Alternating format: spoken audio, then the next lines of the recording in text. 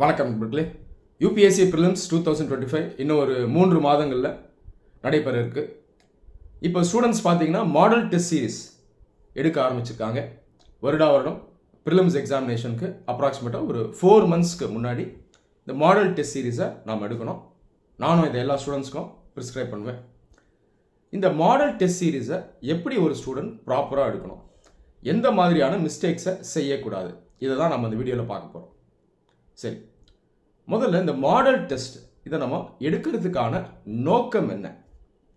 நிறைய பேர் என்ன நினைக்கிறாங்கன்னா, நிறைய மாடல் டெஸ்ட்டை நாம் எடுக்கிறதுனால நம்மளால் ஆக்சுவல் யூபிஎஸ்சி ப்ரிலிம்ஸ் எக்ஸாமினேஷனில் நல்ல ஸ்கோர் பண்ண முடியும், ஈஸியாக செலக்ட் ஆகிடலாம். காரணம் என்னன்னா, டெஸ்ட் நிறைய எடுக்க அந்த டெஸ்ட்ல இருந்தே நம்ம நிறைய விஷயத்த தெரிஞ்சுக்கலாம், நிறைய ஃபேக்ட்ஸை லேர்ன் பண்ணலாம், நிறைய விஷயங்களை மனப்பாடம் பண்ணலாம், மற்றவங்களை கம்பேர் பண்ணும்போது நமக்கு ஒரு எட்ஜ் கிடைக்கும் அப்படின்னு நினைக்கிறாங்க.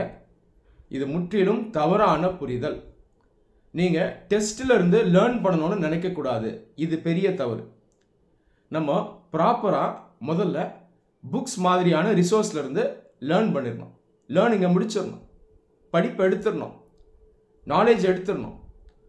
அதுக்கப்புறம் இந்த அப்டெயின் பண்ண நாலேஜ் இருக்கு இல்லையா, அந்த அப்டெயின் பண்ண நாலேஜை அப்ளை பண்ணுறதுக்கான ஸ்கில்லை நம்ம வளர்த்துக்கணும், அந்த திறனை வளர்த்துக்கணும். இந்த திறனை வளர்த்துக்கக்கூடிய அந்த ப்ராக்டிஸ் தான் இந்த டெஸ்ட் டேக்கிங். இதை முதல்ல நல்லா தெரிஞ்சுக்கங்க. அதனால் நிறைய மாடல் டெஸ்ட் எடுக்கணுன்ற அவசியம் இல்லை. 2-3 அகாடமிலலாம் எடுக்காதீங்க. ஏதாவது ஒரே ஒரு அகாடமியில், அது ஃப்ரீயோ பெய்டோ, அவங்க நல்லா குவாலிட்டியாக நடத்தணும், கொஷின் பேப்பர் குவாலிட்டி நல்லா இருக்கணும். ஆரம்பிக்கும் பொழுது பேசிக்காக ஆரம்பித்து அதுக்கப்புறம் அவங்க யூபிஎஸ்சி ஸ்டாண்டர்டு கொண்டு போகணும். அந்த மாதிரி ஏதாவது ஒரு ப்ராப்பர் டெஸ்ட் சீரீஸை எடுங்க போதும்.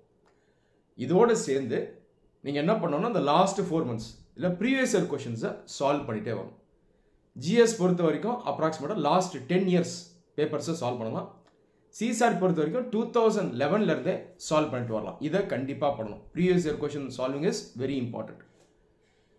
நீங்கள் வாரத்துக்கு ஒரு 7 மணி நேரம் ப்ரீவியஸ் இயர் கொஷினை சால்வ் பண்ணியிருக்கணும். ஒரு நாளைக்கு ஆவரேஜ் 1 hour, டெய்லி 1 hourனு சால்வ் பண்ணாலும் பரவாயில்ல, இல்லை 2 hours 2 hours 3 hours அந்த மாதிரி ஸ்ப்ளிட் பண்ணி பண்ணாலும் ஓகே தான். ஒரு 4 hours மினிமம் நீங்கள் GS previous year question solving பண்ணியிருக்கணும். ஒரு 3 hours CSAT previous year question solving பண்ணியிருக்கணும். ஜிஎஸ் பொறுத்த வரைக்கும் நீங்கள் இதுக்கு முன்னாடி பேப்பர்ஸில் கரண்ட் அஃபேர்ஸ் கொஷின்ஸை சால்வ் பண்ண வேணாம். ஏன்னா அதெல்லாம் இப்போ அவுடேட்டடாக இருக்கும். கரண்ட் அஃபேர்ஸ் கொஷின்ஸை விட்டுட்டு மற்ற கேள்விகள், இந்த கோர் ஸ்டாட்டிக் பார்ட்டில் வர அந்த கேள்விகளை முடிஞ்ச வரைக்கும் சால்வ் பண்ணுங்கள். முக்கியமான டாபிக்ஸ்லேருந்து கான்செப்ஷுவலாகவும் அனாலிட்டிக்கலாகவும் வரக்கூடிய கேள்விகளை நீங்கள் கண்டிப்பாக சால்வ் பண்ணியிருக்கணும். ஏன்னா மற்ற சீரீஸ் ஆஸ்பிரன்ஸ் செலெக்ஷன் கிரேடில் இருக்கவங்க கண்டிப்பாக இதை சால்வ் பண்ணுவாங்க. அவங்க பண்ணுறத நீங்கள் பண்ணணும். இதை தாண்டி இந்த ப்ரீவியஸ் இயர் கொஷின்ஸ்லேயே பார்த்தீங்கன்னா ஒரு சில கேள்விகள் வந்து ரொம்ப ஃபேக்சுவலாக இருக்கும். நமக்கு பார்த்தாலே தெரியும். என்சிஆர்டி புக்லேயோ மற்ற மார்க்கெட் புக்ஸ்லேயோ அல்லது வேறு எந்த ரிசோர்ஸ்லையுமே பார்க்காத சில டேர்ம்ஸாக இருக்கும். அப்படி இருந்ததுன்னா அதை பற்றி நீங்கள் ஒரி பண்ண வேணும். ஏன்னா இந்த கேள்விகளை பெரும்பாலான சீரீஸ் ஆஸ்பிரன்ஸ் அட்டென்ட் பண்ண மாட்டாங்க, அவங்களாலே முடியாது. அப்போது இந்த சீரீஸ் ஆஸ்பிரன்ஸ் செலக்ட் ஆக போகிறவங்க எதுலெல்லாம் பேசிக்ஸில் ஆரம்பித்து கரெக்டாக பண்ணுவாங்களோ அதெல்லாம் நீங்களும் பண்ணிருக்கணும். அப்போது இந்த குரூப்புக்குள்ளே நீங்கள் வரீங்களா அப்படின்றத நீங்கள் பார்த்துக்கணும். அதுக்கான ஸ்கில்லு தான் இந்த மாடல் டெஸ்ட் டேக்கிங். இன்னைக்கு இந்தியாவில் இருக்கக்கூடிய பெரும்பாலான ஐஏஎஸ் அகாடமிஸ், நல்ல ப்ரொஃபஷனலாக கிளாஸஸ் எடுக்கிறவங்க, டெஸ்ட் கண்டக்ட் பண்ணுறவங்க, இவங்க பார்த்தீங்கன்னா இன்றைக்கி தேதியில் இவங்க வைக்கக்கூடிய மாடல் டெஸ்ட் யூபிஎஸ்சி ஆக்சுவல் எக்ஸாமினேஷனை விட டிஃபிகல்ட்டாக தான் வைக்கிறாங்க. இப்போ நானும் ஒரு அகாடமியில் தான் ஒர்க் பண்ணுறேன். எங்கள் அகாடமியும் பார்த்தீங்கன்னா யூபிஎஸ்சி ஆக்சுவல் ப்ரிலிம்ஸ் எக்ஸாமினேஷனை விட நாங்கள் வந்து டிஃபிகல்ட்டி லெவலில் கொஞ்சம் அதிகமாக தான் வைப்போம். எடுத்த உடனே கொஞ்சம் ஈஸியாக இருக்கும், அதுக்கப்புறம் அதிகமாக போயிடும். அது காரணம் என்ன அப்படின்னா, எல்லா ஸ்டூடெண்ட்ஸையும் முடிஞ்ச வரைக்கும் ஸ்ட்ரென்தன் பண்ணணும், ட்ரெயின் பண்ணணும் அப்படின்றதுக்காக தான். அதே நேரத்தில் ப்ரிலிம்ஸ் எக்ஸாம் நோக்கி போக போக நிறைய ஃபேக்சுவலான கொஷின்ஸும் உள்ளே வரும். ஏன்னா ஸ்டூடெண்ட்ஸ் வந்து கரண்ட் அஃபேர்ஸ் ரெகுலராக ஃபாலோ பண்ணியிருக்காங்களா, இந்த கான்செப்ட்ஸை தாண்டி மெமரைஸ் பண்ணக்கூடிய சில விஷயங்களையும் அவங்க பண்ணியிருக்காங்களான்றதை டெஸ்ட் பண்ணுறதுக்கு தான் இந்த ஃபேக்சுவல் கொஷின்ஸ். சில நேரங்களில் சில அகாடமிஸ் என்ன பண்ணுவாங்கன்னா, இந்த ஃபேக்சுவல் கொஷின்ஸை ரொம்ப அதிகமாகவே வச்சுருவாங்க. ஆனால் ஸ்டூடெண்ட்ஸ் இதை பார்த்து பயப்படுவாங்க. இந்த ஃபேக்சுவல் கொஷின்ஸ் இருக்குது பாருங்கள். நாங்கள் ஃபேக்ட்ஸ் அப்படின்னு சொல்கிறது நாலேஜுக்குள்ளே வர ஃபேக்ட், அது இல்லாமல் largely memory related facts, figures, stats, data இதெல்லாம் சொல்கிறோம். இதெல்லாம் ரொம்ப வருது அப்படின்னா அதை நீங்கள் ரொம்ப விரட்ட வேணும். இது நீங்கள் விரட்ட ஆரம்பிக்கிறீங்க அப்படின்னா எக்ஸாமை விட்டு வெளியே போயிருவீங்க. உதாரணத்துக்கு எக்கனாமி எடுத்துருங்க. எக்கனாமி பொறுத்த வரைக்கும் முக்கியமான கான்செப்ட்ஸை படிச்சிருக்கணும் இல்லையா? GDP per capita income, foreign exchange reserve, banking, foreign trade, அதுக்கப்புறம் அக்ரிகல்ச்சர், இந்த மாதிரி ப்ராட் டாபிக்ஸை படித்து உள்ளே இருக்க கான்செப்ட்ஸ் எல்லாம் படிச்சிருக்கணும். இன்ஃப்ளேஷன் அப்படின்னா என்ன, மணி மார்க்கெட்னா என்ன, கால் மார்க்கெட்னா என்ன, கேபிட்டல் மார்க்கெட்னா என்ன, மிக்ஸ்ட் எக்கனாமினா என்ன, இன்டைரக்ட் டேக்ஸ்னா என்ன, டைரக்ட் டேக்ஸ்னா என்ன, இதெல்லாம் நீங்கள் கான்செப்ட்ஸ்லாம் நல்லா படிச்சிருக்கணும். அதோடு சேர்த்து மனப்பாடம் செய்ய வேண்டிய இந்த ஃபேக்ட்ஸ் அண்ட் ஃபிகர்ஸை நீங்கள் ஒரு எடுத்திருப்பீங்க. இதை தாண்டி சில டெஸ்ட்டில் பார்த்தீங்கன்னா ஃபேக்ட்ஸ் வந்து ரொம்ப அதிகமாக இருக்கும். இங்கே நான் ஃபேக்ட்ஸை சொல்கிறது இந்த மெமரைசிங் பார்ட்டு. உதாரணத்துக்கு வியட்நாம் கண்ட்ரி ரீசண்டாக ஜிடிபி ரேட்ஸில் ஒரு ரேப்பிட் க்ரோத்தை எக்ஸ்பீரியன்ஸ் பண்ணியிருக்கு, இது உண்மையா பொய்யா அப்படின்னு கேட்பாங்க. இப்போ நீங்கள் பார்த்தீங்கன்னா ஒரு நாட்டுக்கும் போய் நீங்கள் க்ரோத் ரேட் எவ்வளோன்ற அந்த ஃபேக்ட்ஸ் எல்லாம் எடுக்கணுன்ற அவசியம் இல்லை. ஓவரால் நாலேஜ் இருந்தாலும் ஆன்சர் பண்ணலாம்.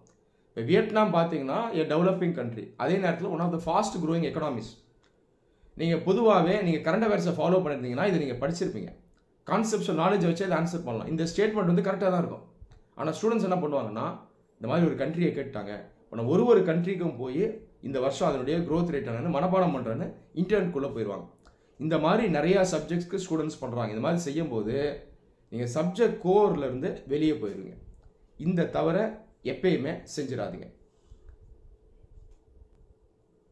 சரி, இப்போ இந்த மாடல் டெஸ்ட் இதை நம்ம எப்படி ப்ராக்டிக்கலாக எடுக்கணும் அப்படிங்கிறத எக்ஸ்பிளைன் பண்ணுறேன்.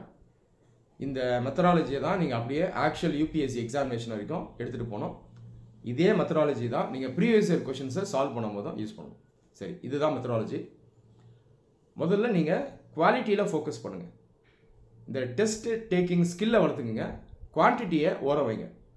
எப்படியாவது எல்லா கொஷினையும் ஆன்சர் பண்ணிடணும், எப்படியாவது ஸ்கோர் பண்ணிடணும் அப்படின்னு நினைக்காதுங்க. இதுவே பார்த்தீங்கன்னா நமக்கு பாதகமாக அமைஞ்சிடும். சரி, இப்போ ஒரு அகாடமியில் நீங்கள் மாடல் டெஸ்ட் சீரீஸை எடுக்க ஆரம்பிச்சிட்டிங்கன்னு வைப்போமே. ஜென்ரலாக அகாடமிஸ் வந்து முதல்ல இந்த செக்ஷனல் டெஸ்ட் கொடுப்பாங்க. ஒரு சப்ஜெக்டை வச்சு அவங்க டெஸ்ட் வைப்பாங்க. அதுக்கப்புறம் ஃபுல் மார்க் டெஸ்ட் வைப்பாங்க. இப்போ இன்றைக்கி நீங்கள் எக்கனாமியில் ஒரு செக்ஷனல் டெஸ்ட் எடுக்க போகிறீங்கன்னு வைப்போம். அசம்ஷன் 100 கேள்விகள் இருக்குது. இப்போ நீங்கள் என்ன பண்ணணும், உங்களுக்கு இது வரைக்கும் எக்கனாமி சப்ஜெக்டில் இருக்கிற நாலேஜை ப்ராப்பராக பக்காவாக அந்த 100 கேள்விகளுக்கு அந்த டெஸ்ட்டில் நீங்கள் அப்ளை பண்ணணும். புரியுதா? இருக்கிற நாலேஜை ரீப்ரொடியூஸ் பண்ணணும். இதுதான் எய்ம். காமாக இருக்கணும், அவசரப்படவே கூடாது. காமாக கூலாக இருந்து இந்த வேலையை செய்யணும். ஸோ இந்த மனநிலைக்கு முதல்ல வாங்க. ரைட்டா? சரி, இப்போ கொஷின் பேப்பரை வாங்கினதுக்கப்புறம் ஒரு 2லேருந்து 4 நிமிஷம் அப்ராக்சிமேட்டாக என்ன பண்ணணும்னா அப்படியே கோத்ரூ பண்ணணும். Question number 1 to question number 100. ஒரு கொஷின்லையும் ரொம்பலாம் யோசிக்க வேணாம். ரஃபாக பாருங்கள் கேள்விகள் எந்த மாதிரி இருக்குது, நம்ம எந்த ஏரியாஸில் ஸ்ட்ராங்காக இருக்கும் அதுலேருந்து வந்திருக்கா, இல்லை நம்ம மிஸ் பண்ண ஏரியாஸ்லேருந்து ஏதாவது வந்திருக்கா, கேள்விகள் ரொம்ப ஃபேக்சுவலாக இருக்கா அல்லது கான்செப்சுவலாக இருக்கா, அனாலிட்டிக்கலாக இருக்கா, பல்வேறு கோணங்களை யோசிக்கிற மாதிரி அந்த கேள்விகள் இருக்கா, டிஃப்ரெண்ட் கான்செப்ட்ஸை லிங்க் பண்ணியிருக்காங்களா, ஒரு ஐடியா கிடைக்கும். முதல் 2லேருந்து 4 நிமிஷம் சொல்லப்போனால் இது ஒரு 2 நிமிஷத்துக்கு மேலே எடுக்காது. இப்போ என்ன ஒன்றா மைண்ட் ஆக்டிவேட் ஆகிடும். ரைட்டா? இப்போ வந்து மைண்டு வந்து ஒரு ரெடி ஸ்டேஜுக்கு வந்துடும். இப்போ என்ன பண்ணணும்னா கொஷின்ஸை ஆன்சர் பண்ண ஆரம்பிக்கணும். எந்தெந்த கொஷின்ஸில் உங்களுக்கு சுத்தமாக நாலேஜ் இல்லை, படிக்கவே இல்லை, எதுவுமே தெரியாது, இந்த கொஷின்ஸை அப்படியே விட்டுறணும். நீங்கள் ஃபஸ்ட்டு மாடல் டெஸ்ட் எடுக்கும்போது முடிஞ்ச வரைக்கும் கொஞ்சம் குறைவாகவே அட்டெம்ப்ட் பண்ணுங்கள். அதாவது total number of questions attempt பண்ணுறீங்க இல்லையா, அதாவது அட்டெம்ப்ட் பண்ணுறீங்க இல்லையா, இது குறைவாகவே இருக்கணும். குவாலிட்டி தான் முக்கியம். அப்போ தான் நெகட்டிவ்ஸ் கம்மியாக இருக்கும். கண்ணா முன்னான்னு எல்லாத்தையும் ஆன்சர் பண்ணணும்னு பார்க்காதீங்க. இப்போ இந்த டெஸ்ட்டில் 100 கேள்வியில் 35 கேள்வி உங்களுக்கு தெரியவே இல்லை, நாலேஜே இல்லை அப்படின்னா 35 கேள்வி அப்படியே விட்டுருங்க. ஒருவேளை 40 கேள்விக்கு நாலேஜ் இல்லைன்னா 40 கேள்வி விட்டுருங்க. ஓகேவா? அப்போ 40 கேள்வி போயிடுச்சு, அதில் கை வைக்கக்கூடாது. மிச்சம் 60 கேள்வியில் தான் நீங்கள் கை வைப்பீங்க, அதாவது அட்டெண்ட் பண்ணுவீங்க. கரெக்டாக? இந்த 60 கேள்விகள் எப்படி இருக்கும்னா ஒரு பாதி ஒரு 30 கேள்வி வந்து நல்ல ஸ்ட்ராங் நாலேஜ் இருக்கும். நம்ம அதை ஷுவர் ஷார்ட் கொஷின்ஸ் சொல்லுவோம். இதெல்லாம் நம்ம வைக்கிற பேர் தான். நல்ல ஸ்ட்ராங் நாலேஜ் இருக்கும். 3 ஸ்டேட்மெண்ட் இருக்குன்னா 3 ஸ்டேட்மெண்ட்லையுமே நல்ல நாலேஜ் இருக்கும். அல்லது 4 ஸ்டேட்மெண்ட் இருக்குன்னா அதில் குறைஞ்சது ஒரு 3 ஸ்டேட்மெண்ட்டில் நல்ல நாலேஜ் இருக்கும். ஃபர்ஸ்ட் ரவுண்ட் வந்து இந்த கேள்விகளை அட்டன் பண்ணணும். அப்போ ஃபர்ஸ்ட் ரவுண்டில் இந்த 30 கேள்விகளை அட்டன் பண்ணுங்கள். நம்பர் எப்படி வேணா இருக்கலாம், 1, 7, 13, 17, 21, 1லேருந்து 100 வரைக்கும் ஷோர் ஷார்ட் கொஷின்ஸை ஆன்சர் பண்ணிடணும். இதை கொஞ்சம் ஃபாஸ்ட்டாகவே பண்ணிடலாம். ஏன்னா கான்ஃபிடென்ட்டாக பண்ணுவீங்க, உங்களுக்கு நாலேஜ் அதிகமாக இருக்கும். செகண்ட் ரவுண்டு மிச்சம் இருக்க 30 இருக்கு இல்லையா, இது நான் வந்து கான்செப்ஷுவலி அண்ட் அனாலிட்டிக்கலி டஃப் அப்படின்னு சொல்லுவேன்.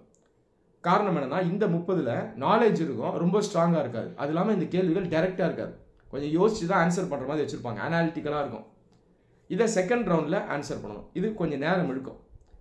இந்த செட் ஆஃப் கொஷின்ஸ் இருக்குது பாருங்கள், இதுதான் வந்து ட்ரம்ப் கார்டு ஐஏஎஸ் எக்ஸாமில் நீங்கள் சக்சீட் ஆகிறதுக்கு. இங்கே தான் ரொம்ப பொறுமையாக இருக்கணும். நீங்கள் இப்போலேருந்து என்ன பண்ணணும்னா, இந்த ஸ்கில்லை வளர்த்துக்கணும். அவசரப்படாமல் இந்த கேள்விகளை பொறுமையாக படித்து புரிஞ்சு இருக்கிற நாலேஜை அப்ளை பண்ணணும். ஃபுல் நாலேஜ் இருக்காது, ஆனாலும் இருக்கிற நாலேஜை அப்ளை பண்ணணும். இப்போது ஒரு கேள்வியில் 3 ஸ்டேட்மெண்ட் இருக்குன்னு வைங்களேன், உங்களுக்கு 2 ஸ்டேட்மெண்ட்டில் தான் நாலேஜ் இருக்கும், அல்லது ஒரே ஸ்டேட்மெண்ட்டில் தான் நாலேஜ் இருக்கும். ஆனாலுமே அந்த ஒரு ஸ்டேட்மெண்ட்டில் இருக்க நாலேஜை வச்சு நீங்கள் அந்த ஆப்ஷன்ஸில் கொடுத்துருக்கக்கூடிய அந்த இன்ஃபர்மேஷனை வச்சு நீங்கள் கரெக்ட் ஆன்சருக்கு அரைவ் பண்ணலாம். அந்த மாதிரி நிறைய கேள்விகள் இருக்கும். அப்போது இந்த அட்வான்டேஜை யூஸ் பண்ணணும். அது இல்லாமல் நிறைய கேள்விகள் நீங்கள் டைரெக்டாக ஃபேக்சுவல் நாலேஜ் இல்லைனாலும் ஓவரால் கோர் நாலேஜை வச்சு ஆன்சர் பண்ணுற மாதிரி இருக்கும். உதாரணத்துக்கு இன்டர்நேஷ்னல் ரிலேஷன்ஸ்லேருந்து ஒரு கேள்வி வருதுங்க. ஒரு ஆர்கனைசேஷன் பேரை கொடுத்துட்டு it is compulsorily binding on India அப்படின்னு வருதுன்னு வைங்களேன். இது வந்து ஃபால்ஸாக தான் இருக்கும். ஏன்னா பெரும்பாலான இன்டர்நேஷ்னல் ஆர்கனைசேஷன் வந்து பைண்டிங் கிடையாது. பைண்டிங்ன்றது இந்த ஆர்கனைசேஷனோ அக்ரிமெண்ட்டோ அவங்களுடைய ரூல்ஸ், அவங்க தரக்கூடிய ஜட்ஜ்மெண்ட், இதை அதில் இருக்கக்கூடிய மெம்பர் கண்ட்ரிஸ் கண்டிப்பாக கேட்டு ஆகணும், அப்ளை பண்ணணும் அப்படின்னா அது பைண்டிங். ஐஆர் பொறுத்த வரைக்கும் ஓவரால் நாலேஜ் என்ன சொல்லுதுன்னா, பெரும்பாலான ஆர்கனைசேஷன் நான் பைண்டிங்காக தான் இருக்கும். நம் நாடே போய் அதை ராட்டிஃபை பண்ணாதான், ஒப்புதல் கொடுத்தாதான் அது பைண்டிங் ஆகும். ரைட்டா? உதாரணத்துக்கு என்பிடி நம்ம சைன் பண்ணவே இல்லை, அது பைண்டிங் கிடையாது. இன்டர்நேஷ்னல் கிரிமினல் கோர்ட் அதை நம்ம சைன் பண்ணவே இல்லை, அது பைண்டிங் கிடையாது. இப்போ இந்த ஓவரால் கோர் நாலேஜை வச்சு நம்ம நிறைய கொஷின்ஸை கரெக்டாக ஆன்சர் பண்ணலாம். ஸோ இந்த கான்செப்ஷுவலி அனாலிட்டிக்கலி டஃப் கேட்டகரி இருக்குது பாருங்கள், இதில் ப்ராப்பராக ஒர்க் பண்ணணும். கொஞ்சம் நேரம் இருக்கும். இப்போலேருந்தே நீங்கள் நேரத்தை ஒதுக்கி இந்த கேள்விகளை ப்ராப்பராக படித்து புரிஞ்சு நாலேஜை அப்ளை பண்ணணும். இந்த கேட்டகரியில் நெகட்டிவ்ஸ் வரும், கண்டிப்பாக வரும். ஆனால் நான் சொன்ன மாதிரி ஆன்சர் பண்ணிங்கன்னா நெகட்டிவ்ஸ் குறைவாக இருக்கும், ஃபெயில் ஆகவே மாட்டீங்க. ஸோ இந்த பாணியில் தான் நீங்கள் டெஸ்ட் எடுக்கணும். ஓகேவா? லாஸ்ட்டாக ஒரு 5 நிமிஷம் அல்லது ஒரு 10 நிமிஷம் இருக்குன்னா ஓவராலாகவே லாஸ்ட் ரவுண்டில் நீங்கள் ஓவராலாக கோ த்ரூ பண்ணி ஒரு சில கேள்விகள் ஆன்சர் பண்ணுற மாதிரி இருக்கா அப்படிங்கிறத பார்த்து அந்த கேள்விகளை ஆன்சர் பண்ணலாம். ப்ராக்டிக்கலாக லாஸ்ட்டாக ஒரு 5 நிமிஷம் இருக்கும், ரொம்பலாம் நேரம் இருக்காது. இதில் லாஸ்ட்டாக ஒரு 2 கேள்வியோ 3 கேள்வியோ அனாலிட்டிக்கல் டஃப் கேட்டகரிக்குள்ளேயே அந்த மாதிரியே வரக்கூடிய கேள்விகளை நீங்கள் ஆன்சர் பண்ணுறதுக்கான முயற்சியில் ஈடுபடலாம்.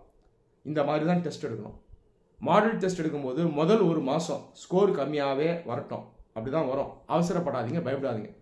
அகாடமியில் ஸ்டூடெண்ட்டாக இருக்கீங்க அப்படின்னா மற்ற ஸ்டூடெண்ட்ஸோட கம்பேர் பண்ணுறது, அவர் ஸ்கோர் அதிகம் பண்ணிட்டார் நான் கம்மியாக எடுக்கிறேன், இந்த மாதிரி நினைக்கிறது வேண்டாம். ரைட்டா? அப்போ இந்த ஸ்கில்லை தான் நீங்கள் வளர்த்துக்கணும். இந்த ஸ்கில்லை வளர்த்துக்கிறதுக்கு அதுக்கப்புறம் டைம் இருக்காது, ஏப்ரலுக்கு அப்புறம் டைம் இருக்காது. இப்போ தான் இந்த டைம் இருக்கும். ஒரு மாதம் 1.5 மாதத்துக்கு அப்புறம் அப்ராக்சிமேட்டாக ஒரு மார்ச் 15க்கு வரும்போது நீங்கள் என்ன பண்ணலான்னா, அந்த மாடல் டெஸ்ட்லேயே கொஞ்சம் அதிகமாக அட்டெம்ப்ட் பண்ண ஆரம்பிக்கலாம். இப்போ 16 சொன்னேன், அதுக்கப்புறம் பார்த்தீங்கன்னா 70, 75 அப்படின்னு போகலாம். அது நேச்சுரலாக நடந்துடும் ஈஸியாக. ஏன்னா அப்போ நீங்கள் சிலபஸ் இன்னும் பெட்டராக கம்ப்ளீட் பண்ணியிருப்பீங்க. அது இல்லாமல் ரிவிஷனும் நீங்கள் படித்து வருவீங்க. அப்போ நாலேஜ் இன்னும் ஸ்ட்ரென்த்தன் ஆகும். அது இல்லாமல் இதுக்கு முன்னாடி நீங்கள் எடுத்த டெஸ்ட்டு பார்த்தீங்கன்னா உங்களுக்கு அந்த எக்ஸ்பீரியன்ஸை கொடுத்துருக்கோம், ஸ்கில்லை கொடுத்துருக்கோம். போக போக போக நம்பர் ஆஃப் கொஷின்ஸை இன்க்ரீஸ் பண்ணிக்கலாம். 70, 75 அப்படியே கொண்டு போகலாம். அல்டிமேட்டாக ஆக்சுவல் யூபிஎஸ்சி ப்ரிலிம்ஸ் போகும்போது அரௌண்ட் ஒரு 80 ரேஞ்சு கிட்ட போயிடும். 80 ரேஞ்சுங்கிறது ஒரு practical range. UPSC actual examination பார்த்தீங்கன்னா அரௌண்ட் ஒரு 80 கொஷின்ஸ் நீங்கள் அட்டெம்ப்ட் பண்ணுற மாதிரி இருக்கும். அதாவது அட்டெம்ப்ட் பண்ணுற மாதிரி இருக்கும். இன்னைக்கு தேதியில் யூபிஎஸ்சி எக்ஸாமினேஷனுடைய டிஃபிகல்ட் லெவல் கொஞ்சம் அதிகமாக தான் இருக்குது. இன்னைக்கு தேதியில் வந்து இன்னுமே கம்மியாக அட்டெம்ப்ட் பண்ணுற மாதிரி தான் இருக்கும். அரௌண்ட் ஒரு 70 to 75 பண்ணுற மாதிரி இருக்கும். ஆனால் யூபிஎஸ்சி கேள்வி எப்படி வருதோ அதை பற்றி நினைக்காம நீங்கள் இப்பயே ட்ரெயின் ஆகிடணும். ஆக்சுவல் யூபிஎஸ்சி ப்ரிலிம்ஸ் எக்ஸாம் ஒரு எக்ஸாமினேஷன் மாதிரி உங்களுக்கு இருக்கக்கூடாது. அது ஒரு ப்ராக்டிஸ் மாதிரி இருக்கணும். அது இன்னொரு மாடல் டெஸ்ட் மாதிரி இருக்கணும். அந்த அளவுக்கு நீங்கள் இப்பயே ட்ரெயின் ஆகிட்டு போயிடணும். புரியுதா? அப்போ இந்த மாடல் டெஸ்ட்டை ப்ராப்பராக எடுக்க கற்றுக்குங்க. இந்த ஸ்கில்லை நீங்கள் வளர்த்துக்குங்க. ஒரு டெஸ்ட் எடுத்ததுக்கப்புறமா ஸ்கோர்ஸை பாருங்கள்.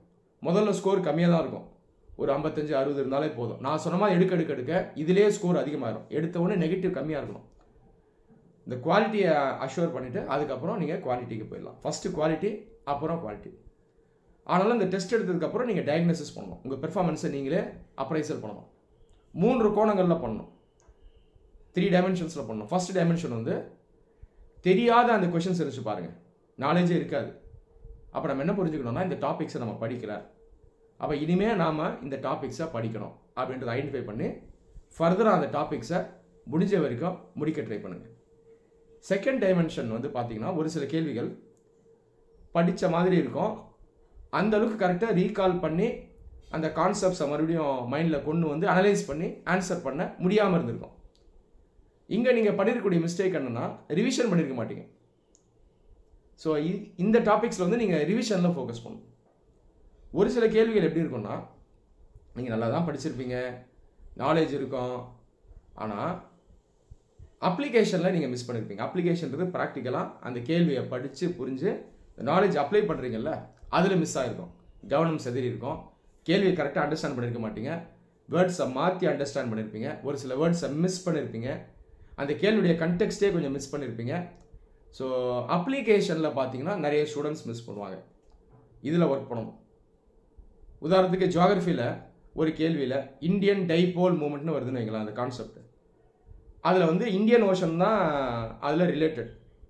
ஒருவேளை அட்லாண்டிக் ஓஷனோ பசிபிக் ஓஷனோ அந்த கேள்வியில் வச்சுருக்காங்கன்னா அந்த ஸ்டேட்மெண்ட் தப்பாக தான் இருக்கும். சில பேர் என்ன பண்ணுவாங்கன்னா அந்த ஓஷனுடைய பேரை மிஸ் பண்ணிடுவாங்க, இந்தியன் ஓஷன் இருக்கான்னு சொல்லிட்டு வேகமாக ஆன்சர் பண்ணி அவங்க என்ன பண்ணுவாங்கன்னா ராங் ஆப்ஷனை அவங்க செலக்ட் பண்ணிடுவாங்க.